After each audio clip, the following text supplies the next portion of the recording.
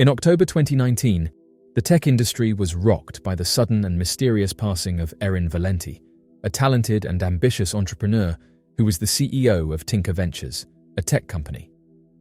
Valenti, a rising star in the tech world, was known for her innovative thinking, entrepreneurial spirit, and leadership in the field of emerging technologies. However, her promising career was cut short under circumstances that remain baffling to this day. In the days leading up to her passing, Valenti made a series of frantic and confusing phone calls to her family, during which she reportedly said that it is all a game, it's a thought experiment, and we are in the Matrix. These cryptic final words have only deepened the mystery surrounding her untimely passing, sparking widespread speculation and raising questions about the pressures of the tech industry, the nature of reality, and the possible connection between mental health and innovation. Erin Valenti, aged 33, was found in the rear seat of her rented vehicle on a residential road in the peaceful Almaden neighborhood of San Jose. This occurred 5 days after she was initially reported as missing. Valenti, the CEO of Tinker Ventures, a Salt Lake City-based app company, was last seen on October 7th when she failed to catch her aircraft from San Jose to Utah. Everything appeared normal until 3:30 on Monday, when she had a meeting with a previous co-worker on Sand Hill Road, at which point she contacted her parents to inform them that she was unable to locate her rented vehicle. After finding the grey Nissan Murano, she remained on the phone with her mother and father, during which Valenti's speech gradually shifted from being peculiar to downright odd. According to her father, Joseph Valenti, his daughter was speaking rapidly and incoherently. Despite the father's claim that his daughter had no prior record of illness, Joseph reveals that he was not the sole family member to receive a perplexing and incoherent phone call before her vanishing. Valenti intermittently contacted her mother for several hours on Monday afternoon and evening. She said that her ideas were disjointed and she would declare her intention to return home for Thanksgiving. But in the subsequent communication, she claimed to be residing within the Matrix. According to reports, Valenti allegedly informed her mother that the situation is merely a game or a mental exercise, comparing it to the concept of being inside a simulated reality known as the Matrix. She did not catch her flight later that evening and did not attend a ceremony in Utah where she was scheduled to receive a Women in Tech award. Worried about her safety, Valenti's spouse Harrison Weinstein, who is a psychotherapist, made an effort to locate her using a mobile application designed to discover lost phones, but his attempt was unsuccessful. Valenti expressed her need for fuel during her last conversations with her loved ones. In response to her family's plea, a San Jose police officer reached out to Valenti by telephone on the same evening. According to Weinstein, the police officer also mentioned that she was speaking incoherently during the phone conversation. The officer conducted a thorough search of San Jose in an attempt to locate her, but was unable to unearth any evidence of Valenti's whereabouts. Weinstein, dissatisfied with the police department's endeavors, established a Facebook page titled "Help Find Erin Valenti," which motivated over 1,500 residents of the Bay Area to actively seek for her.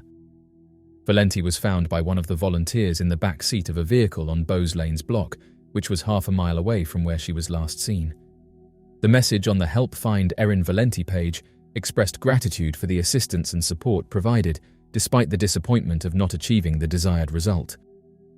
The page asked that people please remember Erin as the aesthetically pleasing, intelligent, and humorous lady that she was.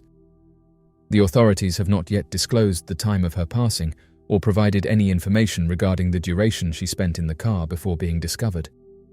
When questioned, a representative from the San Jose Police Department declined to disclose the cause of what happened, citing an ongoing investigation.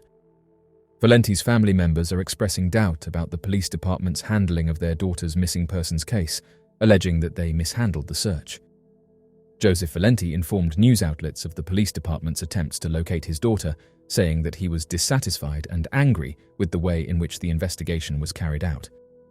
Joseph Valenti further stated that despite providing the police with comprehensive information, including the car's make, model, and license plate, descriptions of Erin Valenti's unusual behavior during phone conversations on Monday, and data indicating the location of her last phone call, the police department did not initiate a missing persons report for Erin Valenti until Thursday. In addition to the injuries, they further characterized her as voluntarily missing, asserting that as an adult, she had likely chosen to take a few days off without prior planning. Joseph contends that the department failed to prioritize the search for his daughter. In a similar vein, Weinstein utilized Facebook as a platform to challenge the assertions made by the department, explicitly stating that they wish to underscore the highly atypical nature of this behavior for Erin. Although she possesses a spirit of adventure, she exercises caution and would never deliberately halt communication with her family. Weinstein further stated that it is very plausible to experience a rapid emergence of symptoms, such as an episode, without prior indications due to various health and physical factors. In recent years, a fascinating and somewhat unsettling theory has gained traction among scientists, philosophers, and technologists: the idea that our reality might actually be a sophisticated computer simulation. This concept, often referred to as the simulation hypothesis, suggests that everything we experience, from the laws of physics to our own consciousness, could be the product of an advanced computational process, designed and maintained by beings far more technologically advanced than ourselves.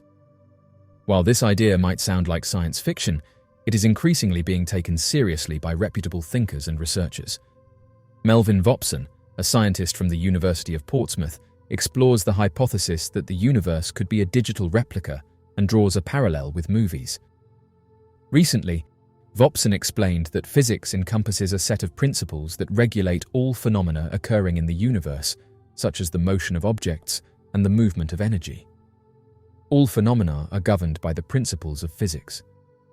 The second law of thermodynamics is a highly influential principle that states that the entropy, which quantifies the level of disorder in a closed system, can only either increase or remain constant, but it can never decrease.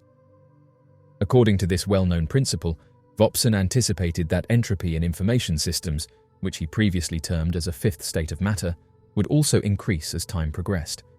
However, it does not. Instead, it remains constant, or may even decline to a minimum value while in equilibrium. This stands in stark opposition to the second law of thermodynamics, which served as the inspiration for Vopson to embrace the second law of information dynamics, or infodynamics. The idea that our reality might not be what it seems has deep philosophical roots. Ancient thinkers like Plato speculated about the nature of reality, most famously in his allegory of the cave, where prisoners perceive only shadows of real objects and mistake them for reality. This notion that our perceptions might not correspond to true reality has continued to intrigue philosophers through the ages. The simulation hypothesis, however, finds its most direct antecedent in the ideas of the 17th century philosopher René Descartes. Descartes famously questioned the reliability of our senses and proposed the idea of a malicious demon that could be deceiving us, making us believe in a false reality. In modern terms, this demon can be seen as analogous to the programmer or creator of a simulated universe. The modern simulation hypothesis was popularized by philosopher Nick Bostrom. Bostrom presented a trilemma, arguing that at least one of the following propositions is true. Almost all civilizations at our level of technological development go extinct before they become capable of creating ancestor simulations. If civilizations reach the stage where they can create simulations, they have no interest in running many simulations of their past. We are almost certainly living in a computer simulation.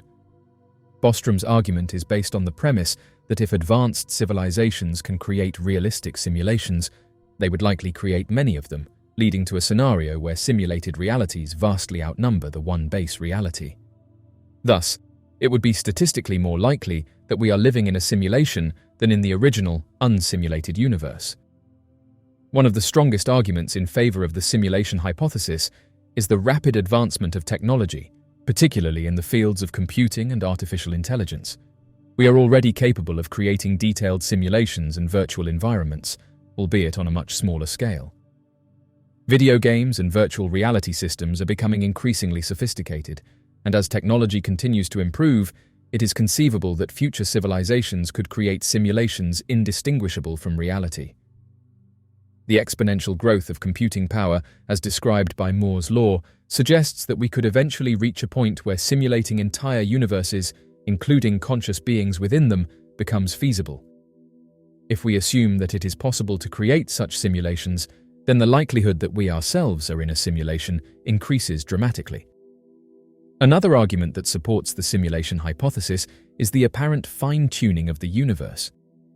Many scientists have observed that the physical constants of our universe are finely tuned in such a way that they allow for the existence of life.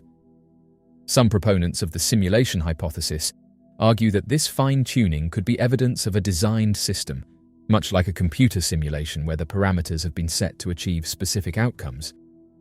If our universe were a simulation, the fine-tuning could be explained as the deliberate choices of the creators who set the parameters of the simulation to produce a universe capable of supporting life and consciousness.